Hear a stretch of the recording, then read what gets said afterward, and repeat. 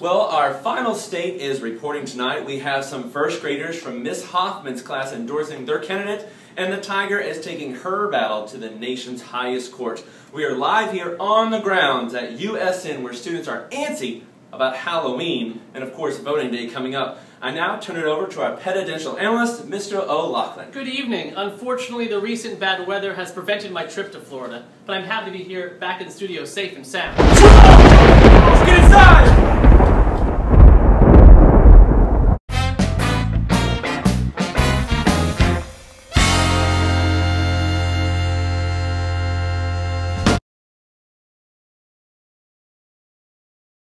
My name is Gavin, and I voted for a foxtail. My name is Jack, and I voted for a cheetah, and I think you should too. My name is Francis, and I voted for the chihuahua, and I think I like it, so you should too.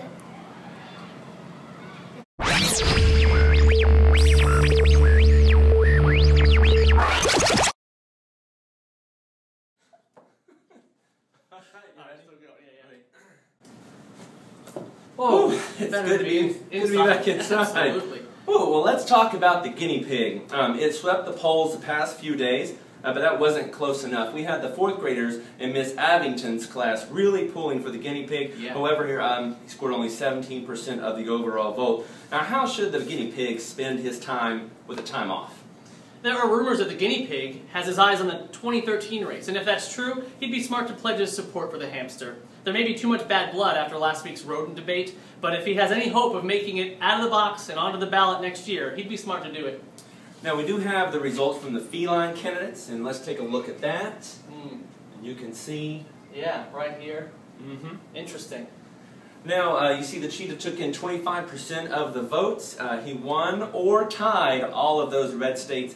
However, the Tiger was behind just by 2%. And we talked to the Tigers' campaign manager today, Michael Eatman, and he is taking legal action against this ballot.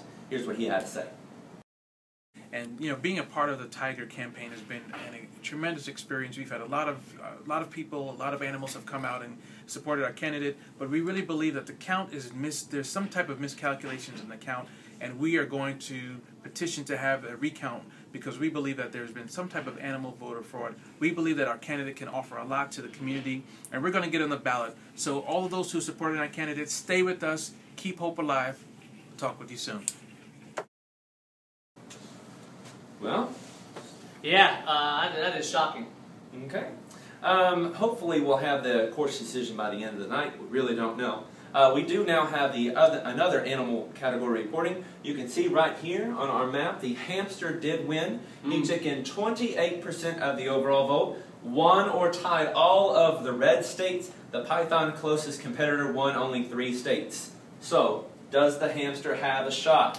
I've been calling the hamster out of this race since the beginning, and he has surprised me at every turn. I'm impressed by this crepuscular creature, but I just don't think he'll have enough left in the tank to keep the wolves at bay. Well, I kind of disagree with you. I think if the hamster gets the right endorsements, it just might surprise us all. We'll see. Okay. Well, we now have the results from the canine party coming in. We can look at the map here. This is pretty... I wouldn't say surprising. I'd say this is pretty much par for the course. We have the Chihuahua with 28% of the votes.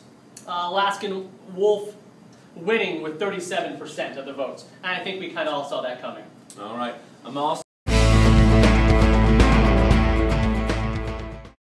Me either. Now, I'm also receiving word that the Supreme Court has ruled and declared a solid victory for the cheetah. The Tiger is going to have to try again next year. Were you surprised by the court's decision? No, the Tiger's claim of equal protection was just too much of a stretch. He claims he'll appeal, proving once again you just can't change a tiger's stripes. Now, we do have our final 3 candidates, and you can see them on the screen right here for the canine, the feline, and the other. Students will be able to choose one of those animals next week. On Wednesday, they'll be able to cast 1 vote for those. So, of those 3 candidates, Mr. O'Loughlin, who gets your vote? I think the cheetah's history of breaking all the rules and the hamster's inability to stay awake throughout the day are going to leave this to be the wolf's race to lose. His abilities to lead the pack, shake hands, and sit has impressed voters all over the school. Now, I was just handed an email while you were speaking from Michael Eatman just moments ago, and here's what he said. We are saddened by the court's decision, but we still respect it. We now throw our support behind the hamster. What do you think of that? I'm shocked. A cross-party endorsement, a feline campaign manager throwing his support behind another candidate. That's some really outside of the cage thinking. That's right. Now, if you remember in the early 70s, the polar bear also threw his support behind the seal, which was another big shocker. Right. So, voting is closed. We look forward to the final election next Wednesday, and we look forward to seeing you there. Have a great weekend. Bye.